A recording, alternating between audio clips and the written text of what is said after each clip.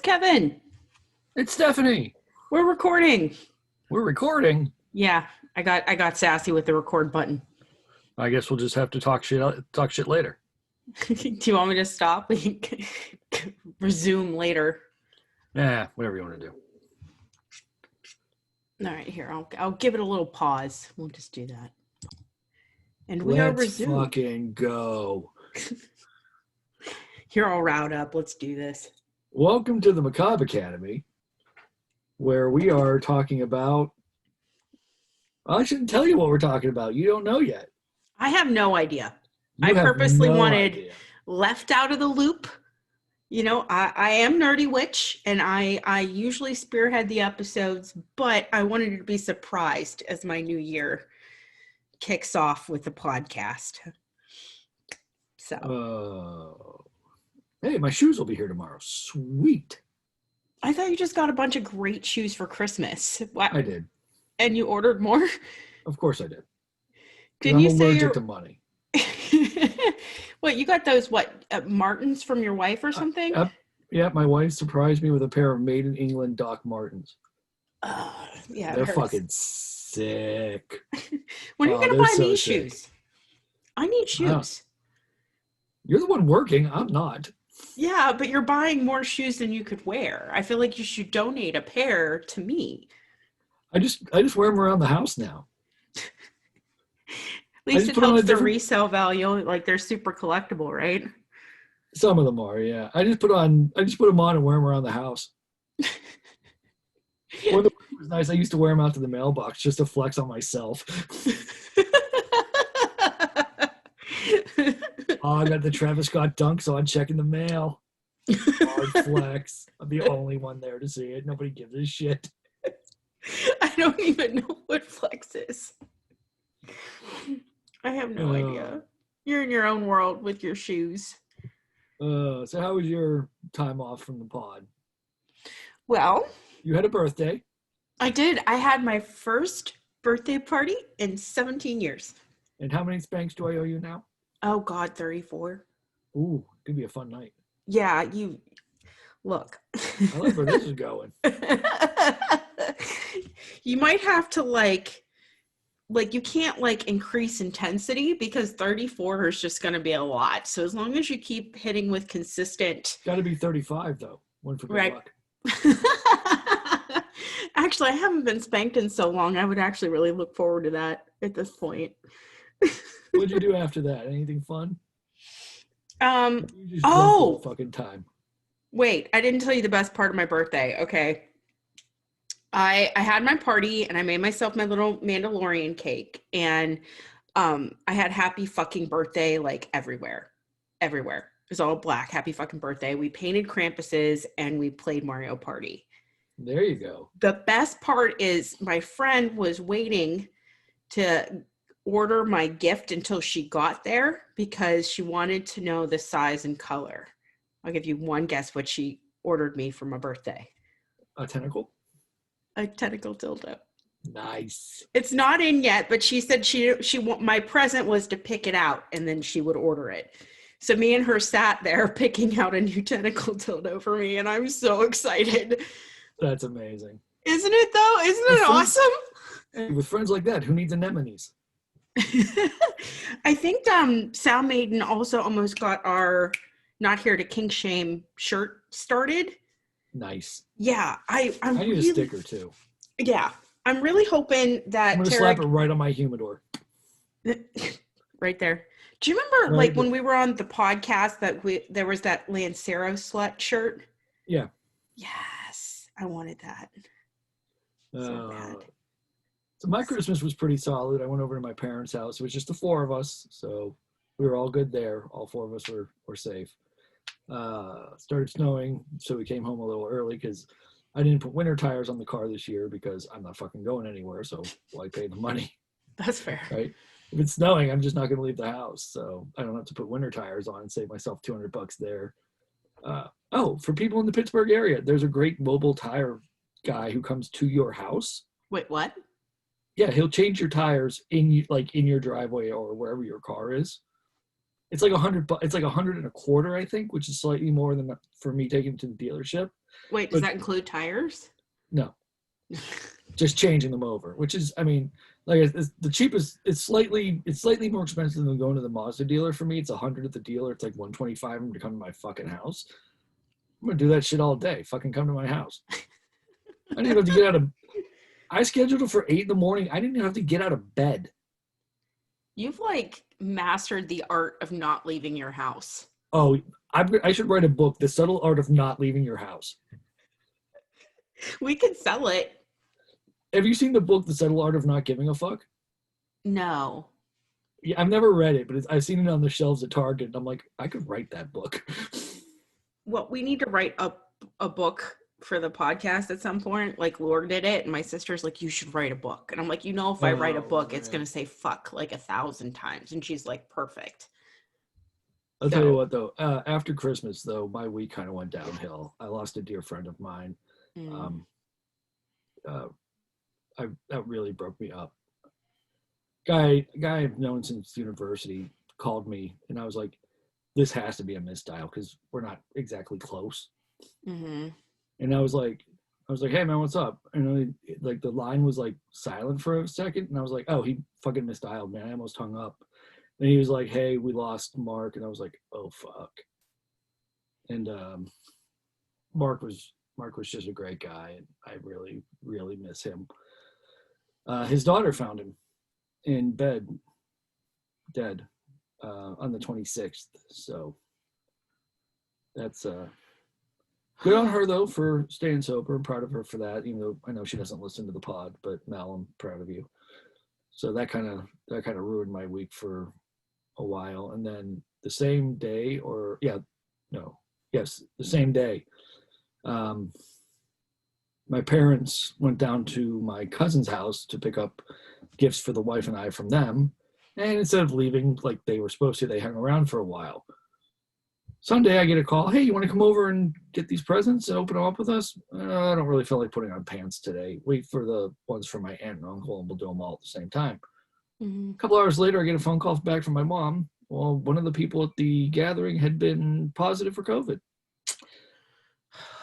So that was a nerve-wracking couple of days. Both my parents' tests came back negative, thank God. So there's that. But it's been a week, and on top of that, I completely fucked up my left leg. How'd you fuck up your left leg?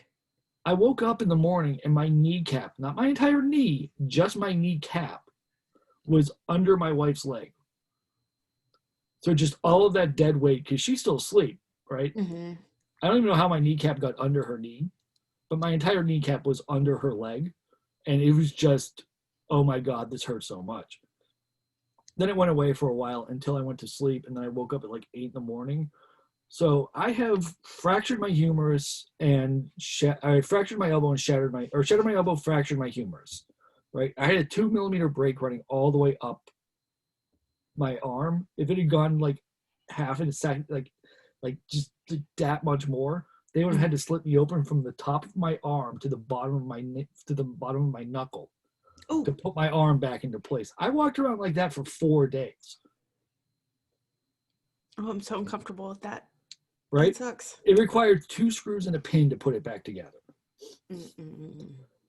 That's the worst pain I was ever in when I shattered it and broke it. That's far and away the worst pain I've ever been in. Like I blacked out. Like it was awful.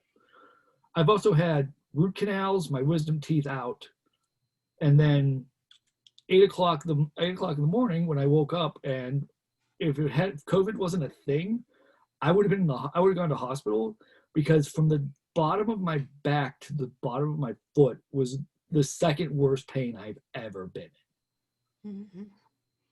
Went to Target that day, got a brace for it, and I've been fine ever since. But when I tell you this is the second worst pain I've ever been in, me saying I would have gone to hospital should tell you something, because I don't go to the hospital. I've had a broken tooth for like 3 years that I refuse to get taken care of because I don't want to go to a doctor. Oh my God, that's so painful. Tooth shit's the worst. Doesn't hurt at all, actually. I had a shattered wisdom tooth. That was ungodly painful. I've never cried so much in my life. Yeah, it doesn't hurt at all. It's just a crack in my tooth. Like, and I've stopped chewing on that side of my face, so it doesn't even bother me anymore. You're impaired. Oh, I'm just Eh, not gonna chew on that side of my face. Like, you should have full access to your mouth. I know. It's starting to get annoying, so I'll probably take care of it this year. Maybe. If the vaccine actually gets to like normal human beings at some point. Also, what the fuck are we doing with vaccines? We've got like 1 million and some doses just sitting there going bad because we can't get them to fucking people. I'll tell you what, you tell me where they are, I'll drive my happy ass there and get stuck. I'll go with you. Carpool. Yeah. Or in a big ass SUV. We'll have to pay the smoking fee though. That's fine. Yeah, I'm good with that. Worth it. Definitely. So that's kind of a wrap up on where we are. And now we will get into what we're talking about today. The City of Brotherly Love. No, that's Philadelphia. City of Angels. No, that's LA. That's Los Angeles. Yes. The City of Lights. Paris. No, Paris. Steel City. No, that's here. That's definitely here. The Windy City. No, still not right. Wait, what's Windy? Seattle? Is that Chicago? Windy? Oh shit. Okay. Sorry, Chicago. All of our Chicagoans are now going to find you and throw things at you. Wait, no, that's still Philly. Sorry. You're such a dickhole. Did I ever? You know why I love you, right? Philly fans threw snowballs at Santa. We love Kevin because he's unapologetically male. This is a prime example right here. So what we're actually talking about today is the Mile High City, which is? I just know what the Mile High Club is. I don't know about the Mile High City. Denver. I have never been to Denver. I haven't been to Denver either, but apparently it's very hot. Go to Denver? Weed's legal. And apparently, conspiracy theories about the airport. Wait. The airport. The airport. Do you remember, just hang in there for me like 5 seconds.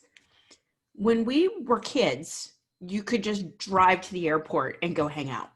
Yes. You remember this? My stepdad would drive us to the airport just to go shopping in the shops and eat in the food, like a mall.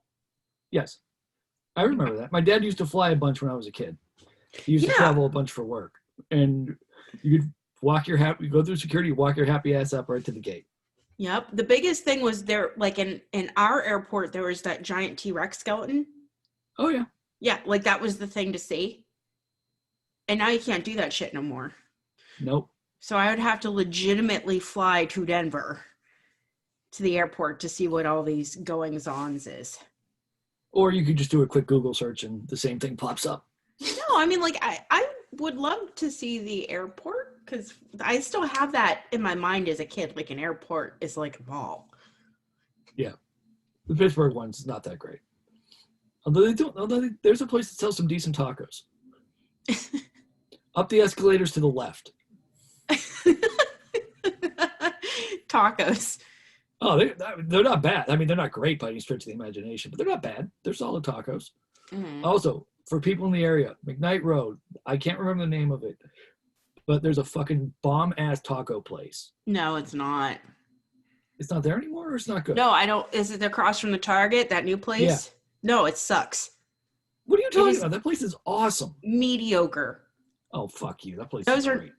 No, I had a full-blown keto taco bar, and those were the best tacos of my life. And then, same said person took me to that place. If you've had Panda's beef carnitas, that entire place is put to shame. Shame. Well, it's a restaurant. Of course it's not going to be as good. It's not even a restaurant. They just hand you the food on the paper. It's so good. Oh, it's so bad. You can have it. More for you. Fine. I'll fucking take it. That place is bomb. Maybe people should eat there and then tweet us if they like it or not. Oh, yes, definitely. But, order out. Don't go in. Don't be an asshole. Order to go. Eat in your car. So, okay, a little history. Let's do a little history on Denver, since Denver, also home of Bat Dad. I remember Bat Dad. Hey, Cheryl. Denver, Bat Dad. Oh my God. No bell. Ding, ding. Oh, that's a really good episode. This is just going to be us the whole episode. We're just going to keep digressing, aren't we? Probably. Sorry, guys. First episode of the year. It's We're going to try to... It's okay. I'm here for it. Let me refresh this so I can get you the current weather. Apparently, it's currently 51 in Denver. How's that fucking possible? Global warming? Oh, I'm a big fan.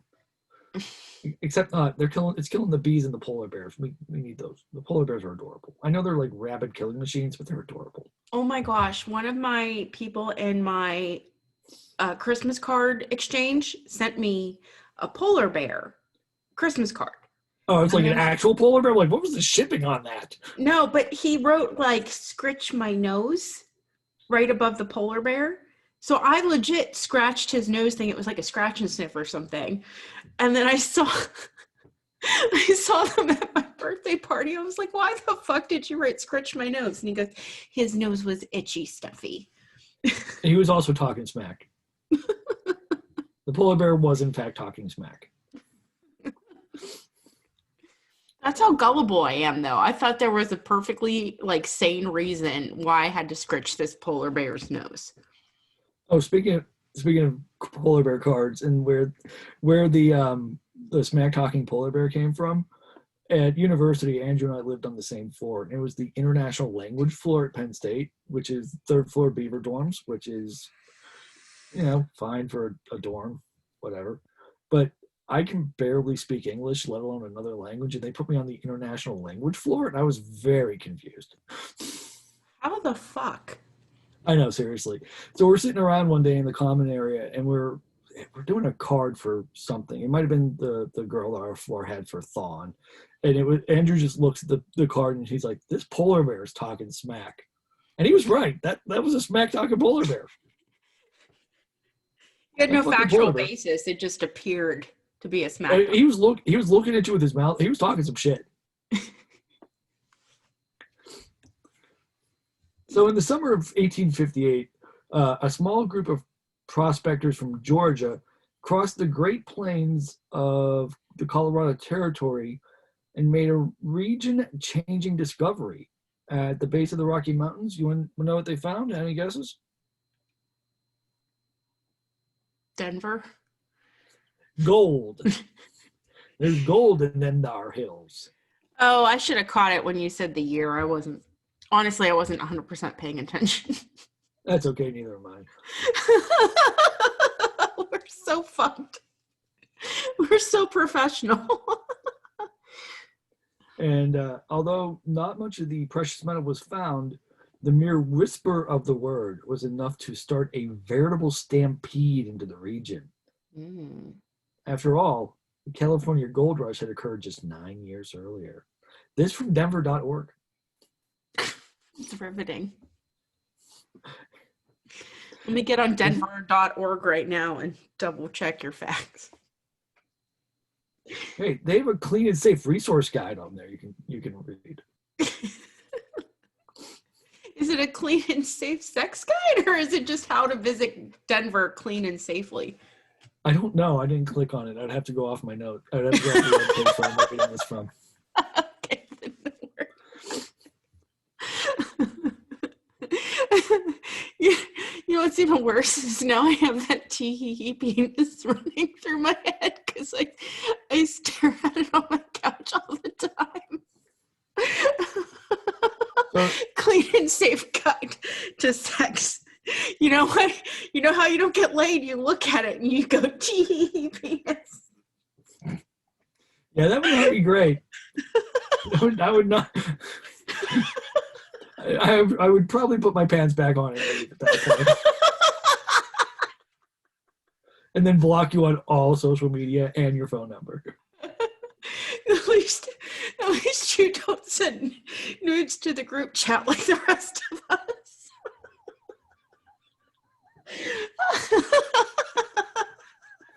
So since they found gold, it wasn't long before the variable bunches of tents, teepees, wagons, lean-tos, and crudely constructed log cabins lined the banks of the South Platte River as prospectors and fortune seekers poured into the area, coming from all over the country on foot, covered wagon, horseback, and even pushing their belongings in wheelbarrows.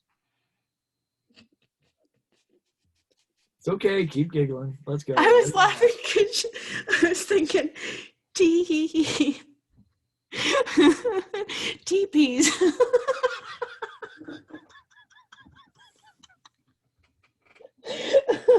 I cannot adult.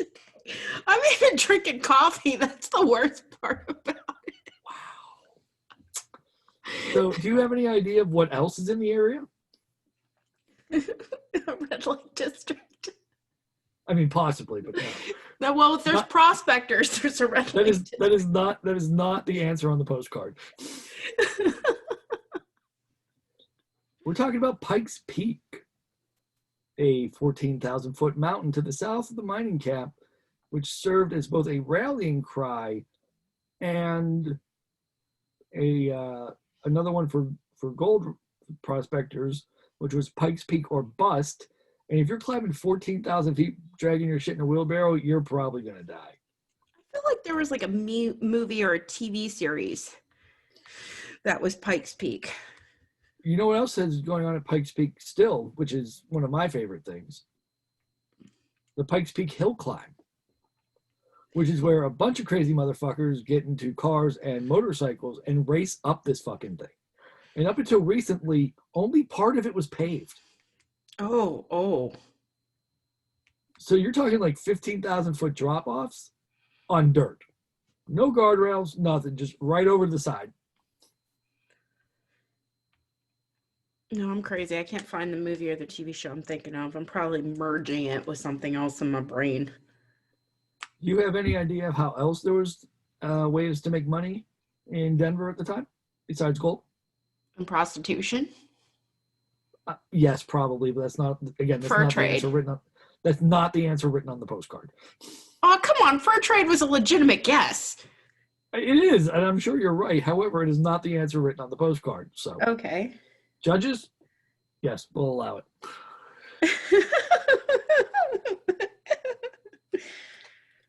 People who arrived early enough could simply stake out a claim of land, lay out city streets, and then sell the lots to those arriving after them. General William H. Lemire, I don't know. Lemire. It could be lemur. You're right. It could be a lemur. So this guy didn't arrive early, but followed the plan perfectly. He claim jumped the land on the eastern side of Cherry Creek, as we say around here, or creek as normal people say it, and laid out a city, and in hopes of gaining political favor, named the city after Kansas Territorial Governor James Denver. However, what he didn't know was that Denver had already resigned. Lovely. Yes. In 1863, tragedy strikes. Oh, no. Oh, yes. Gasp. Alarm. Actually, you're right, because it was a fire that destroyed the business district. Shortly after that, the Indian War broke out. And that Wait, like the French and Indian War or just the Indian War? It just says Indian. Oh, okay. And that cut the stage stations and supply lines, leaving Denver with just 6 weeks of food. I would have been starved in 6 days with the way I eat. However, the hardships only solidified the resolve of the citizens of Denver, making them even more determined to survive. And when the Union Pacific Railroad bypassed Colorado on its transcontinental route, Denverites, what a terrible name, raised $300,000 and built their own goddamn railroad to meet the Union Pacific in Cheyenne, Wyoming. That's pretty fucking badass. That is pretty fucking badass. Especially I'm in the 1800s, 300 G's that's a lot of money now. 300 G's back then? Yeah. Yeah, that's like millions and billions of dollars just to go, you forget us? Fuck you. Right. We'll do it ourselves. That's incredible. That's kind of nuts. So soon after, the Kansas Pacific Railroad crossed the plains to Denver when a major silver strike was hit in Leedsville. Denver was a boom town once again. So there you go. That's a little history on Denver. Okay, so Denver sounds a little more badass. Denver is a little more badass. I'm kind of about Denver now. Like, I don't want to go there, but I'm kind of about it. I admire their stick-to-itness. So now we move on to the meat of this episode, if you want to call it meat. Oh, I love a man who can handle his meat. Could be tofu. No. Could be a Beyond Burger. Then, okay. Did you ever have the Impossible Whopper? I have not, because I'm on the ketos, so I didn't have the bread. It was pretty fucking solid. It was like a plant-based burger they had at Burger King for a minute. Pretty fucking solid. Yeah, Gecko ripped it off. They had their own Impossible. Yeah. Well, they probably just bought the same stuff that Burger King was selling. Like, whatever. So now we're talking about the Denver airport and the 8 conspiracy theories that, according to BuzzFeed, exist about this place. Wait, you use BuzzFeed? It came up in my Google search. Google recommends it. It has to be good. Actually, no. You know what? There's a set of BuzzFeed guys that does true crime and paranormal, and I love them. So I think I'm all about this BuzzFeed article then. Let's do this. Don't be talking shit on my BuzzFeed. No. I was just thinking, like, I they weren't credible in my mind.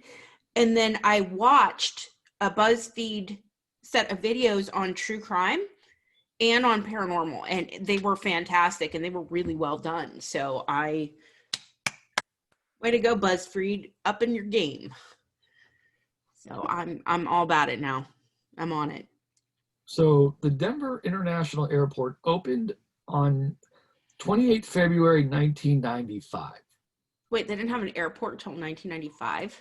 I'm sure they had one and then built another one. Oh, okay.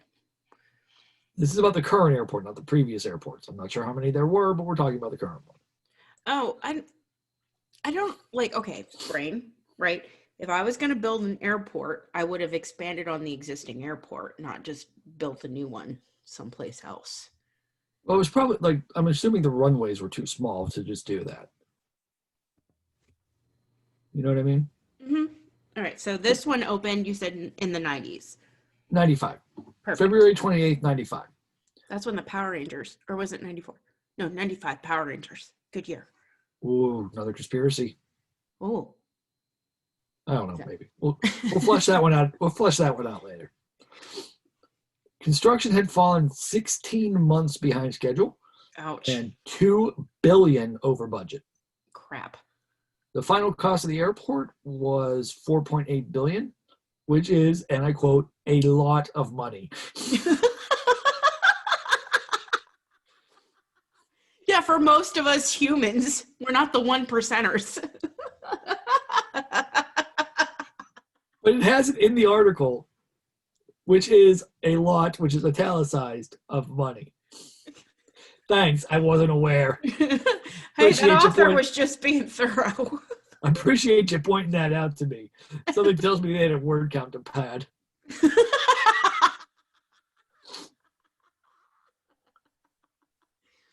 Okay. People wondered what this a lot of money had gone toward. The airport itself is 35,000 acres, which is almost twice as large as the next biggest airport in the U.S. What's the first biggest airport? You know they don't say. Well, if you were going to pad the word count, I would have padded it with that, like next I to agree. such and such airport. I 100% agree with you, but they didn't. So answers on a postcard, get your house points in. There you go. Extra house points if you can tell us what the biggest airport in the U.S. is. Speaking of house points, just yes. time out. See what I did there? Oh, it was a good segue. I like a good segue. So house points this month for non-offensive dares. The house that gets the most points is going to pick our next watch party in February. This month, on the 15th, we're going to watch the Bleach documentary about Kurt Cobain for our house switch tier. So you got time to sign up for that on the Patreons. And if you really want to get your house points in, you get to pick the next documentary, movie, gore, like whatever you Patreons want to watch, you get to pick the next party if your house wins the month. Don't you love a good segue? Oh, it was so good. I love the watch parties. That's my new favorite thing. It's like better than actually making the podcast. The watch parties are awesome. Mm-hmm. So the first conspiracy theory is that the airport's runways look like a swastika. Wait, what? Yeah. If you look at it from above, apparently, allegedly, conspiracy theory-wise, they look like a swastika. You might have to like tweet that one out tomorrow. I will have to find a good picture of it. And I mean, maybe. Wait, I'm gonna write myself a note because I always say we're gonna tweet shit out and then we always forget. Always. I mean, I get no. Not really. Maybe I'll use it as the thumbnail for the Instagram on it. There you go. The Swastika airport. The people will really want to listen then. I mean, no, not really. No. You're wrong. And even if it does look like a swastika, there's many different swastikas out there. They're not all evil. No, because originally it is, we've talked about this before yes, on the other episodes, but just as an FYI, if you're a new listener, the swastika originated in Hindu culture as a sun sign. Yes. Just so you know. Happy. Yes. Sunshine. Yes. Yep. Yes. And it's also not tilted. Like it's not twisted like this, not like this. So. You know what? Weird fun fact for you. I'm a witch, and I just learned the difference between a pentagram and a pentacle. Literally just happened. Hit us with it. A pentagram is the star in the circle, like upside down, and the pentacle is it right side up, which is commonly used in Wicca. I just found this out because I thought pentagram blanket term for star and circle. Not the case. Not the case. Upside down pentagram, upside up, right side up pentacle. So it's true that this is not a typical formation for airport runways the way they have it laid out. Mm.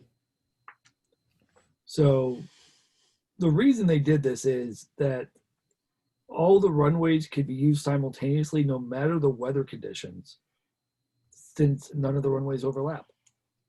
That's really fucking smart. Yeah, it is. Because it's not like it never snows in Denver. Well, like normally conspiracy theorists come up with shit because there's no really good explanation for why something is.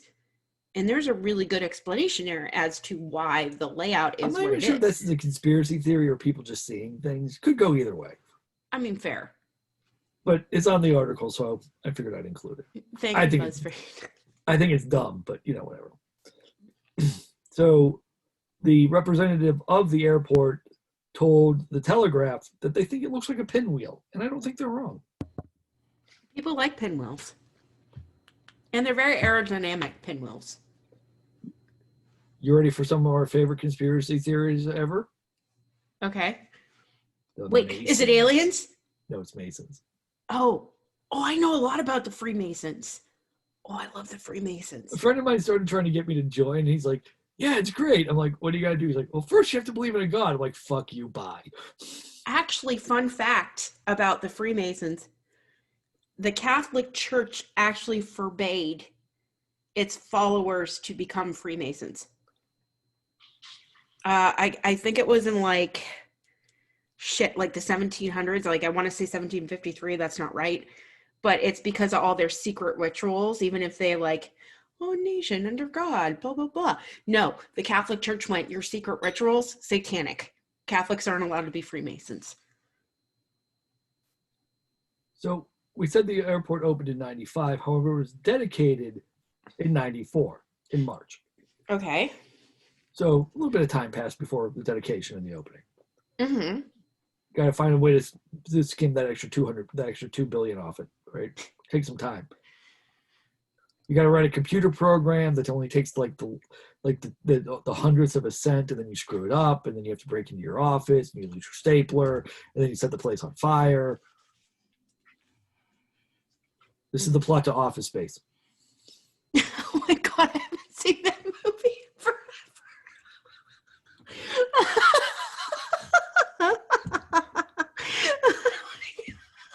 I love that you connected the dots. I think we'll watch that now. I'm abashed. I didn't remember the plot to Office Space. You like kung fu movies? Also in Office Space. Mm. You're such a bad co-host.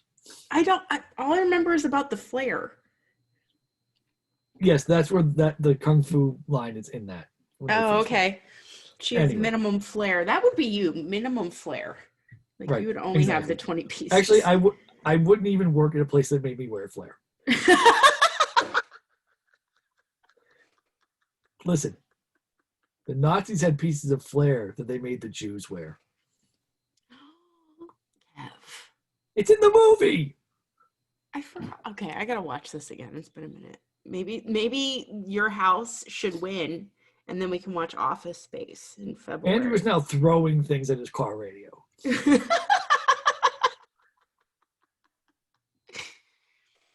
So anyway, on the dedication stone at the airport, it displays the Masonic symbol of the compass with a capital G inside.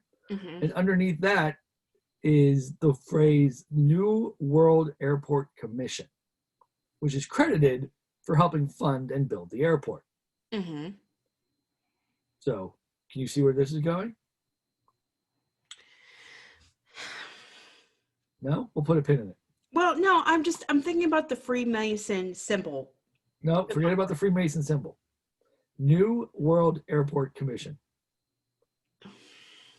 Does this have some sort of post-apocalyptic thing? Like, we'll get to that. Hold on. Okay. All right. Go ahead. But anyway, the New World Airport Commission, what is this New World Airport Commission? Officials said that it was a commission for the new world airport, but the wording calls to mind the conspiracy of the New World Order.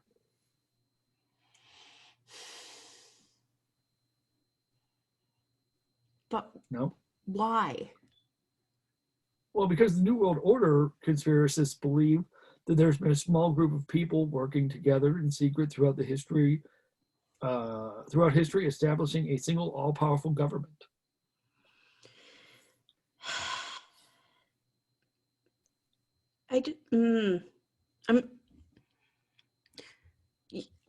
So these people not only think that the New World Order is trying to have an all-powerful overseeing government, which, hey, bring it on, you can't do any worse than we currently are. But why would you?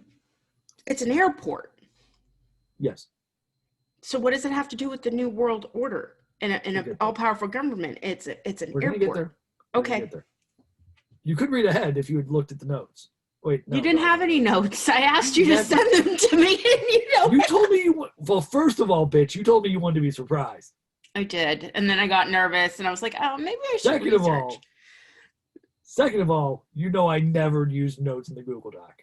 Never. No. The one time I asked you to do it, you wrote, Kevin doesn't do notes. Kevin says some shit that he hasn't finished researching yet. Yeah, yeah, that was it. Which was about 12 hours before we were supposed to record. Yeah. Oh, God. Here's my fucking notes, all right?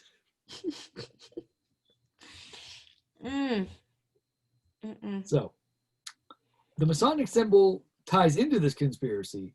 The Freemasons, which we've covered, they're a very real, secret fraternal society, blah, blah, blah, blah, blah.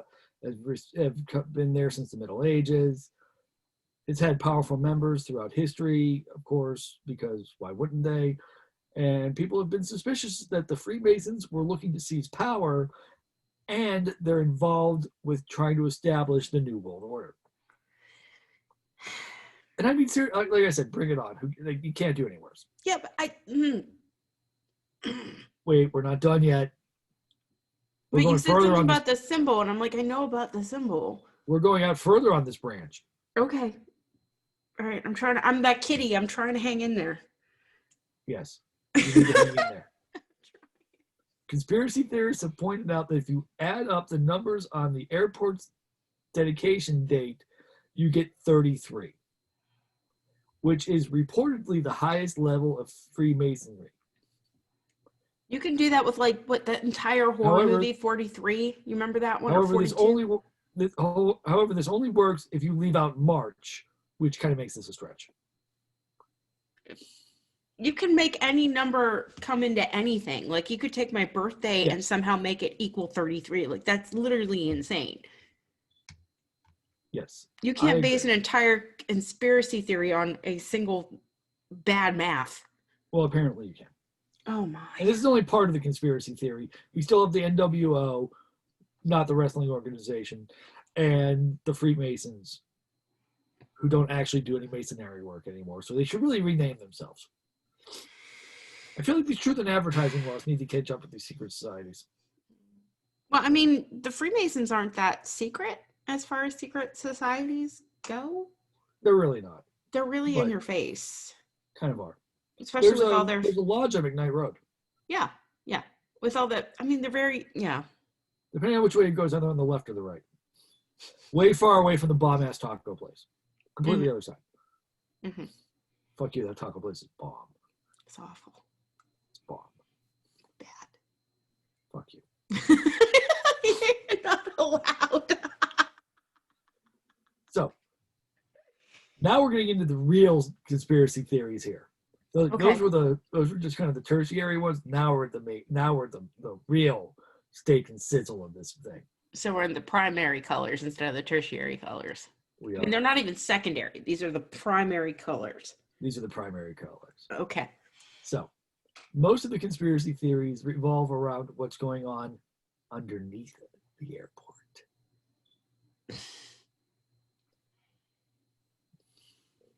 So what? There's like is this like under the ice in the Ancient Aliens thing where there's like a network of tunnels with secret labs and shit? Oh, you're so close. Oh, am I? You are. Oh God. Okay, tell me. You actually almost nailed it. That's what it was in the Alien episode with the Nazis and the secret bunkers in Alaska. I think the longer we do this, the more we're going to see that it's all the same conspiracy theories, just the places are different. Oh, God. It's all the same shit. You just have to tweak it slightly to get to where you need to be. So it was Nazis and aliens. This time it's aliens and... This time it's Freemasons and the NWO. Okay. I want it to be aliens. And maybe John Wilkes Booth. We'll throw him in there just for fun.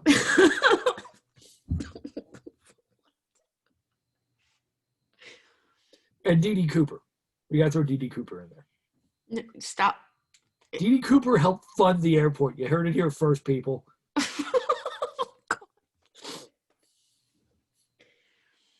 right. What? Okay. All right. I was close. So what was it? What is it? So, a former airport construction worker claimed that the reason that the airport was so far behind schedule is because 5 multi-story buildings were built beneath the airport. The same worker, as well as others, also supposedly said that there was a complex network of tunnels beneath the airport, which is probably true. Well, Disney World has complex tunnels to help employees get from one place to another very quickly, and Yes, but Disney storage is and evil. maintenance. But Disney is evil. Well, I'm just saying the way that the park is like the Yes. sub park is lined out is very practical. Yes, but they're also evil. I just want to put that out there. So apparently so is the Denver airport. Oh, yeah. Denver, you fly to the Denver airport, you ain't coming out. Another conspiracy theory. Here's another conspiracy theory for you. Conspiracy theories live on the pod. Anyone who's ever flown through the Denver airport is actually a pod person, because the aliens who are there kidnap you for experimentation, and they make a clone of you and download your intelligence and all of your experiences. Throw back to another episode. Into the new shell, and then send you on your way, which means also my wife, because she's flown through the Denver airport. I'm living with a pod person. I'm just waiting for I'm sure she can hear me, so I'm waiting for the text from her at this point. I'm waiting for my phone to buzz and just go, "You fucking idiot." I mean, we're credible, right? It's 100% plausible. Listen, I am an ancient alien theorist. It's on my business cards. True. The ones you haven't printed yet? Exactly. So the claims from these tunnels and the buildings have led people to theorize that there may be anything from a vast network of underground New World Order command bunkers to post-apocalyptic fallout shelters for the global elite, or a future FEMA concentration camp, which we know is bullshit because those go in the South. No. Or it could be the underground tunnels were actually home to the airport's light rail system. No way. That's probably the least plausible thing. Aliens, NWO, pod people. That's the truth. Watch, we're gonna have the MIB busting down our doors because of this episode. And then we wouldn't remember it because they'd use that little memory flasher thingy. Yeah, but how are they gonna get the episode? Oh, don't worry. It's just gonna be pulled as soon as it goes up. Oh, okay. Yeah. The episode that never airs. Yes. Okay, let's see here. The most startling thing about the Denver airport are the murals that line the walls on level 5 of the Jepson terminal. I mean, all airports have murals. These were painted by Leo. I am going to butcher his last name. And Leo, if you're listening to this podcast, I apologize. Tanguma? Sure. Maybe. Just commit. I'm going to go with that because I can't figure out another way to pronounce that. But people believe that these tell the story of an apocalyptic biowarfare destroying the world as we know it, with the NWO taking over in its place. Neil's on the inside. Wait, but what does it look like? Like, we'll link them. We'll send them out. We'll put. All right, I gotta see what this mural looks like because I want to see what. Oh, Google it. They're fantastic. They're beautiful. Okay, wait. He did a great job. Denver Airport. Stop! You're tweeting at me. I'm not tweeting at you. It's letting me know that you tweeted previously, well, and I haven't. Your phone more often. Okay. All right. So, what do we got here? Mural titled "In Peace and Harmony with Nature," and it's meant to address the destruction of the environment. Yeah, like there's little turtles here, and the penguins are under glass instead of where they're supposed to be, and the birds are boxed. as There's another one burning it titled down. "Children of the World Dream of Peace," and it's supposed to represent the desire to get rid of violence in society. Oh, there's some like very like Hindu imagery in that There one. really is.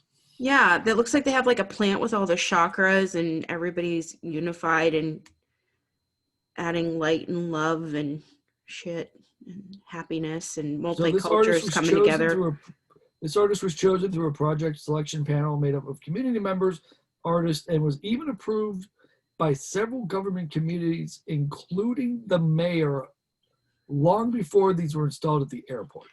Okay, but I mean, it is not uncommon for artists to predict a dystopian future due to climate destruction and natural habitats being destroyed and us just fucking up the planet.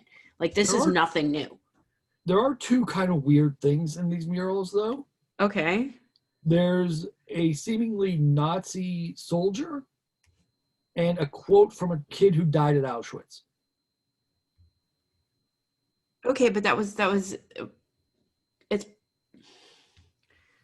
wait, why is that just hang in there? Why is that weird? I don't feel like that would be a thing you would put in an airport mural. Well, I mean, hang in there. I don't know what it has to do with the conspiracy theory. I just find it weird. No, I'm looking at it right now, and usually when people reference Auschwitz like that, it's normally like racism and ignorance is still in the world. Yes. And it's like we haven't learned from our past mistakes and we're doomed to repeat it. Yeah. That's usually why artists will put something like that in our face. So I'm sure that there was something that inspired him to remind us of those travesties, because it's something that could still happen. Listen, I'm on a BuzzFeed article about conspiracy theories about an airport. What do you want from me here? I mean, it's fair, right? It's a stunning mural. Oh, they're beautiful. They're fantastic. I particularly like that it's a Nazi with a rainbow behind him. Yes. It's like, okay. I mean, there are militant governments trying to suppress their people, and they're still doing this kind of damage to their populace. You mean like gassing protesters for a photo op at a church across from the White House? No, never. No. No, never. Although, do you want to see something really freaky looking? Okay. Have you seen the blue Mustang statue outside of the airport? I have. I don't understand why it's freaky, though. It looks like it's got like bands of metal around this rearing blue horse. It looks like one of the horsemen of the apocalypse. It's truly terrifying. Oh, okay. Let's look at this. Is a very visual thing right here. Horse sculpture. I'm writing this down. So I know this is an audio medium, but we will tweet the pictures out. So, yeah. Right. So, Denver horse. You want to know something funny about that statue, though? Yeah. It killed the guy who created it while he was working on it. A piece fell on him. Okay, it doesn't look like a horse of the apocalypse horseman. 100% does. It looks like one of the 4 horses of the apocalypse. Actually, hang in there. It actually might be the 5th. It might be blue balls. Horses are considered liminal. Oh, you said blue ball.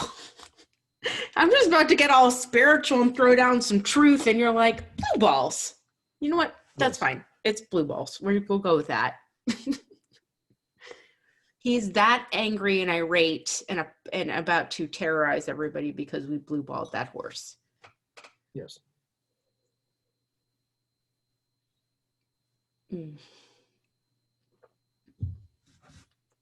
Horses are liminal, though, just so you know.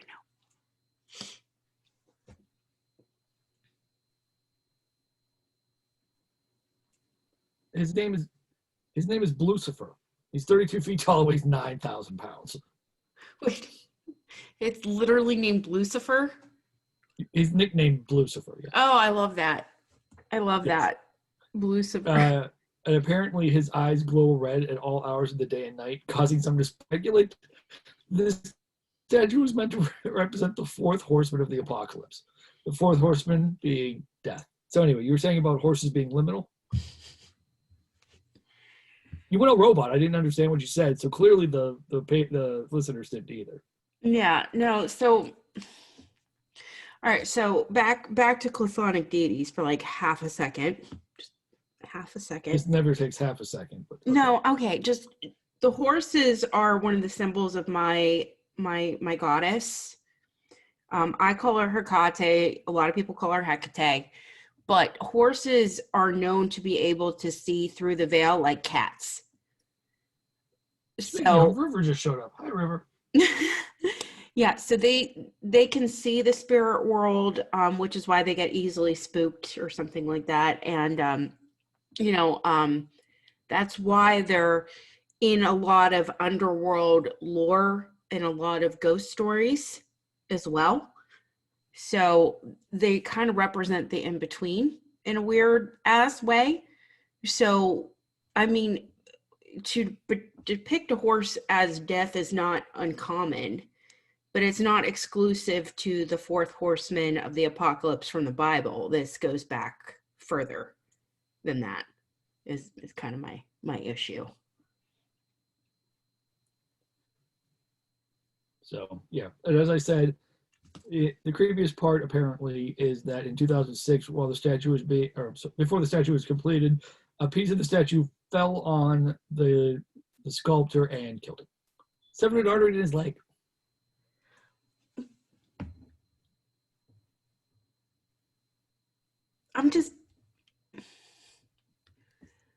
I mean, that's pretty fantastic. I mean, if there's a way to go. That is fucking fantastic. Getting crushed by your own sculpture. Yeah. And it's not even like thoroughly crushed. It's what, severing your femoral artery. Yes. You don't even have to lose your whole leg to do that. No. That's, if it had scratched anywhere else that deep or crushed anything else, he would have just lost his leg. Yes. So it's just weirdly poetic that it's a horse of death and it murdered its creator. Yes. That's fantastic. I love that. I shouldn't love that. It's sad. I'm so sorry, but I love it. Listen, I am here for the irony. I love me a good irony. That's chef's kiss. All right. Well, so I have one more paragraph, and then we can be done with this train wreck and move on to something else. Oh no. By the way, most of the original cost increases and schedule delays were due to construction caused by changes in the size of the airport, including widening and lengthening the concourses to add in an automated baggage system. So there's your $2 billion right there, apparently. I still think someone's skimming off the top because it's a government project, and why wouldn't? Fair. Listen, if you give me a $200 billion or $2 billion budget, at least 500,000 of that is going missing. Because nobody will notice it. That's fair. And the bigger the number, the less each penny is accounted for. Right. I'm just taking money. Yeah, you could have ordered a bad batch of concrete for like the entire runways and had to get a new one, and boom, right. That much money disappears. Well, I don't know what happened to it. It just happens. These things happen. What do you want to do? Government project. So hammers cost $500. So that is that. That is my part of the episode, which actually went on fairly long. I'm actually surprised. So wait, if this... Oh, I need a weird but true. No, I feel like if this place is so surrounded by conspiracies, like, is that it? Is what it? Is like there's no other conspiracies, or like as it gains popularity as a point for conspiracies? Will it like gain more? Like, do you think I we're don't know. gonna It's get been new around ones? since '95, so. Yeah, and then Slender Man happened. I feel like somewhere they're gonna slowly start tacking on more conspiracies to the airport. Oh, I'm sure there's more, but those are the eight. Those are the eight I found the easiest. Hmm. And me being the lazy piece of shit I am, I just went with those. I mean, they're good. They're really good. It's fascinating for sure. All So right, time for go weird ahead. but true. Time for weird but true. 1986 in Year I India. was born. In India, you were not born in India, as far as I know. No, but I was born in '86. A man set a world record by spending 72 hours in a cage with 72 of the most venomous snakes in India. He did this to spread awareness and to prove that snakes don't bite unless provoked. He came out of the cage unharmed and without a single bite. That is true. Snakes read your energy. So if you are scared, the snake is scared and it'll lash out. So there you 100%. go. There's my weird but true for the day. That's really cool. That wasn't bad, was it? No. Oh, do you know I have a snake, right? Yes. All right. I have a little corn snake. His name is Icarus. You'll see him on my Instagram. In fact, my picture right now is him climbing on my face. But those All were over the your face. in the face. Those were the same snakes that they used on the entire set of Indiana Jones because they don't have teeth and they can't kill you. Well, there you go. Yeah, the only venomous snake on Indiana Jones was the cobra that reared up, and they used a piece of glass to protect Harrison Ford for that. I love Indiana Jones. Okay, just me. That's fine. Yes, because Indiana Jones has no part in that movie. If he wasn't in the movie, it plays out exactly the same. No. Yes. Lies. Nope. No, you're not. You're thinking about it. You're thinking about it now, and you're gonna know. You're gonna realize that I'm right in like 12 minutes. There's no protagonist to perpetuate the story. But without him, everything still plays out exactly as it did in the movie. He changes nothing about it. I'm gonna have to watch it for the fifth millionth time for that to make sense. I'm gonna look at it now. You put the doubt in my mind, and I don't like it. I don't like it. Okay, we need a dare. Yes. What's my range here? You know what? Just throw a dart between 1 and 100 and see where you hit. 83. We haven't done that. Okay, so episode. Okay. This week, your non-offensive dare is to recreate a masterpiece. Oof. Mm-hmm. Sorry, y'all. No, because you can interpret masterpiece several ways, and then you can interpret recreating that several ways. Like you could think like a masterpiece was a cake sculpture on Food Network, and you try to copy it. Or I am all about Great British Bake Off. there you go. They have those showpieces at the end. I mean, you could try to create your own. I mean, you recreate a masterpiece. I love that during quarantine. I think that's what made me write this one down. I saw this museum that challenged people to recreate the paintings at home, and they would dress up like these famous paintings and try to photograph it as close to the painting as they could. And the way they interpreted that was just fantastic. You got to look it up. Yeah. All right, that's it. We're done. All right. You're done. We're done. I think we're doing another one right after this. So we will see you guys at the same bat time, the same bat channel, with the same bat expired coupons in a week. For us, it'll be about 37 minutes.